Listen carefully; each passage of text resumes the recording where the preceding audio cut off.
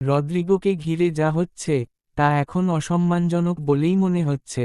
গতরাতে আবারও 1 মিনিটও খেলার সুযোগ পেল না সে। কোচ জাবি আলোনসো বললেন, আমরা মনে করেছি অন্যদের নিয়ে খেলা ভালো হবে।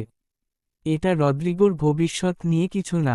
তবে বাস্তবতা হল, এই অবস্থা তার ভবিষ্যৎকেই প্রভাবিত করছে। রিপোর্ট বলছে, রিয়াল মাদ্রিদ তাকে বিক্রি করতে প্রস্তুত।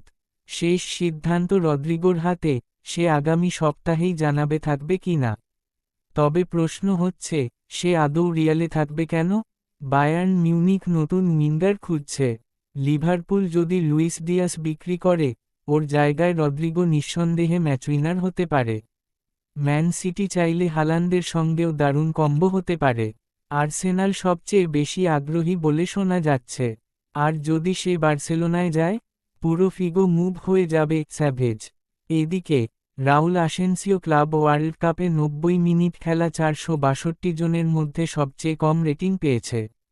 রিয়াল হারার পর বেলিংহ্যাম এখন 3-4 মাসের জন্য বাইরে, কাঁধের অস্ত্রোপচারে যাচ্ছে। মদ্রিচ যাচ্ছে এসি মিলানে। আরদান জাসারির জন্য ক্লাব ব্রুগে এখনও 40 মিলিয়ন ইউরো চাইছে। ফুটবল অন্যান্য ট্রান্সফার আপডেট। সেল্তা চাইছে দিয়েগো লুনাকে। সাসুওলো নজর রাখছে তেজান বুকানানের ওপর। রেটেগি যাচ্ছে সৌদি আরব, 68 মিলিয়নে।